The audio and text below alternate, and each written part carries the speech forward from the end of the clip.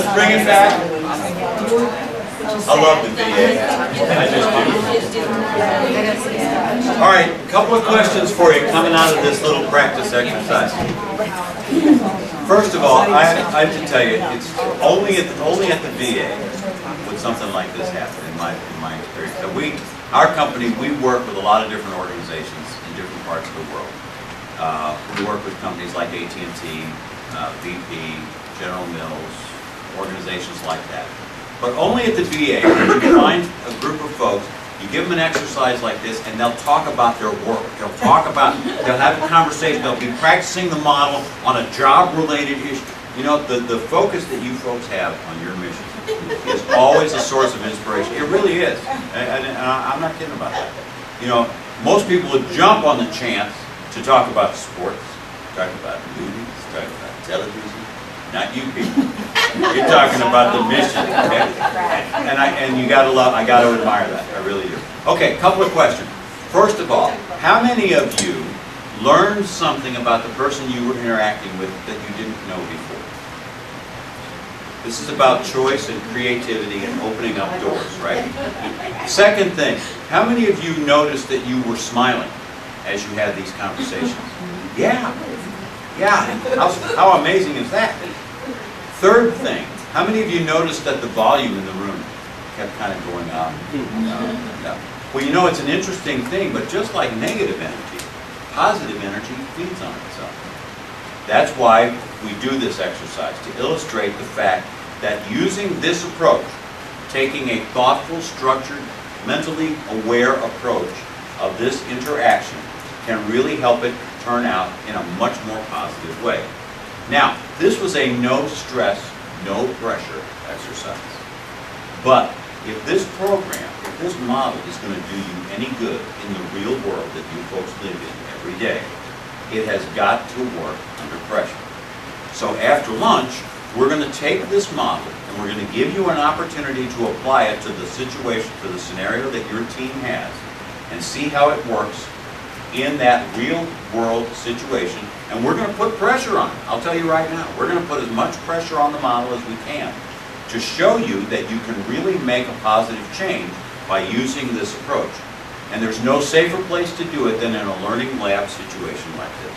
So we're going to give you the opportunity to use the model under pressure in a real world situation and watch how it helps you bring it to a better conclusion. All right? Right now, we're going to take an hour for lunch.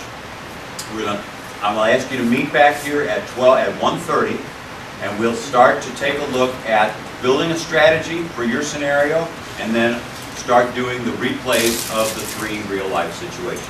In the meantime, let's hear it for the 2 best teams in the world, the VA and Executive Development. All right, we'll see you at 1:30. Now, things to remember, and I'll work those. that's okay. Just gonna go pass these down throughout the team. But team 1, scenario 1, why? So keep in mind, family member, patient, Harriet, Rowan, still going to be played by Jackie. Benjamin Darnell is still going to be played by Jim. All right. Jackie, Harriet Rowan, when she comes in, she's going to be wanting to see a physician who's not on site.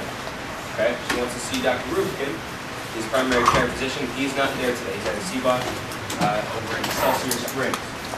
They're going to want to see a physician for a second opinion. They're not happy with Dr. Rubkin and his care, so they want to see someone different. Okay, they're going to come to you about that. They're also going to want different medication for her father. All right. They're going to want to speak to a supervisor, which one of you both have to step into that role. All right. And they're also going to want to speak to a hospital administrator. Okay. The thing that you definitely have to look at: who's going to play the role of the clerk. All right. Team 1. Also, who's going to be the supervisor. Okay. Those are the 2 roles you have to fill. The other 2 roles are going to be filled by same Jackie and Jim. Team 2, scenario 2, attention. Chuck, my character, is still going to insist. That the negative incident reports that are in his file, all 4 of them, he's going to want to take it out of his file, okay, and put it into Barry's for lack of efficiency in preparing the card. All right. this is not a possibility. So you have to deal with Chuck and what he's coming in with. Also, he's going to want his schedule changed, switched to the day shift on 2 consecutive Fridays in order for him to take the supervisor training course, or station course. Okay? How are you going to work that out with Chuck? That's up to you, team 2. We're also, Barry's going to insist on a few things as well. He's going to want to keep his Friday day shift, obviously. Barry's got seniority. All right? He doesn't want anything changed in his schedule. All right? And he's going to want to have Chuck fired for trying to take a swing at him. And here's a gray area about that, okay? Because Chuck did not actually throw the punch. He did raise his fist. All right? There's a zero tolerance policy. It's gray area because there wasn't any violence actually that actually took place. All right? How you're going to have to deal with that is up to you. One thing you have to work on, someone has to play the supervisor. Someone's going to step into the role that Jackie played before and play the supervisor of Chuck. All right? Team 3. Scenario 3, territory. Okay? The pharmacist, myself, Tom, I'll still play Tom. All right? Tom's going to come in and insisting on a reprimand for Dr. Riesbrow, okay, for attempting to violate the safety procedure. All right? He's going to want him reprimanded for that. He's also going to want a new policy put into place that forbids physicians from entering the pharmacy. All right? Remember, this scene's all about territory. All right? The doctor's with his prescription, and Tom with his pharmacy. All right.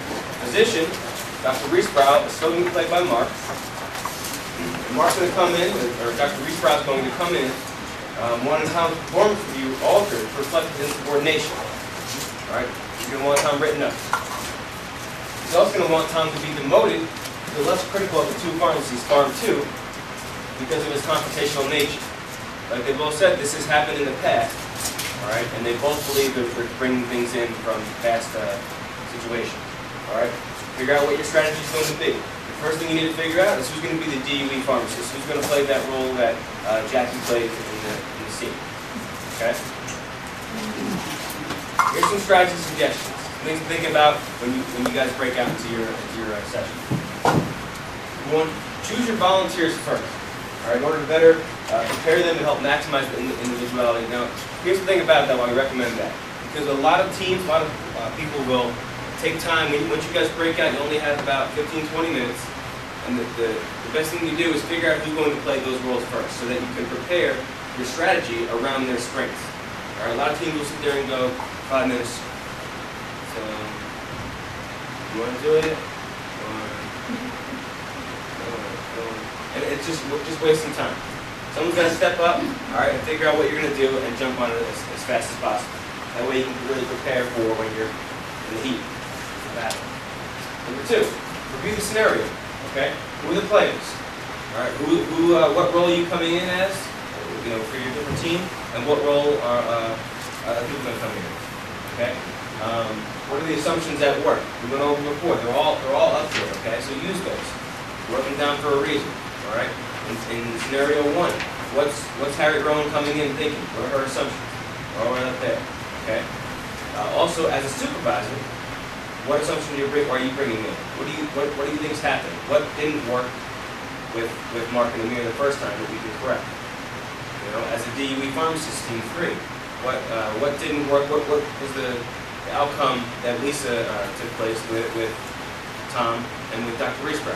Okay. How do you get to the problem solving? So what's your strategy going to be to fix what went wrong in the first scenario? Okay.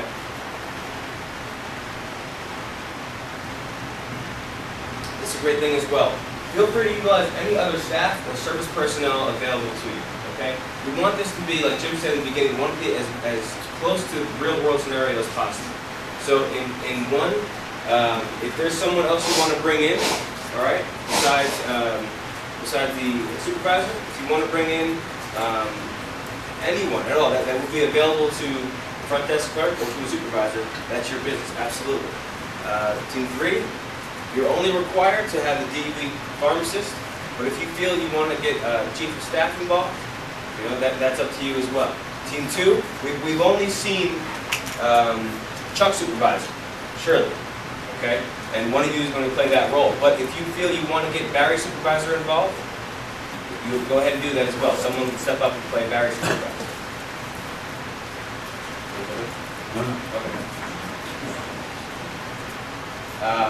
Before, feel free to bring in any notes, okay?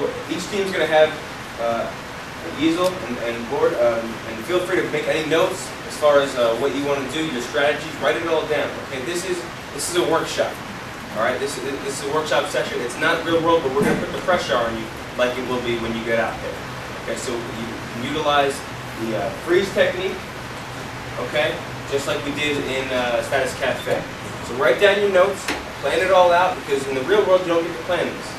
So plan it out now, all right? If you need to take a moment, freeze, refer to your notes, all right? Or consult with your team members. That's all there for you to use, okay? We want this to work for you guys, so to take it seriously, make your notes, plan your strategy according to your strengths, all right, and the outcome that you want, and then attack. Jim, do you have anything you want to add before we... Yeah, the only other thing about the freeze technique, I would say two things. First of all, anybody on the team can freeze. If your colleague who's playing the role gets stuck, if the strategy isn't working the way you thought it should, anybody on that team can call a freeze. Confer with your colleague, tweak the strategy, and we'll move forward. Any of us on the facilitating team might call a freeze if there's something going on that we feel like is a strong learning point that we want to emphasize. We may stop the action for just a few minutes and then go on. But we would ask that only the team who's presenting the scenario at a particular moment call a freeze. So if Team 1 is up there, Team 2, please don't call a freeze, Team 3, don't call a freeze. Only if your team is up should you call a freeze, okay? But beyond that, you know, it's there for you to use. As Rob said, this is the safest learning environment that you can use to practice this under pressure. So by all means, you know, make sure you've got the 5 elements, make sure you've got the assumptions in mind, know what your strategy is. Remember that equal high status that we want to maintain, achieve and maintain, and work your strategy from there. It is now 20 minutes of 2. Thinking we're going to go till 2 o'clock. Okay, from now to 2 o'clock, we'll break you into your teams. Each team will have an easel so you can map out your strategy, and we'll put it in place for you to use when you come back up. And we'll be around to answer any questions and help if we can as you build your strategy. So let's take 20 minutes, and we'll start the replays at 2 o'clock.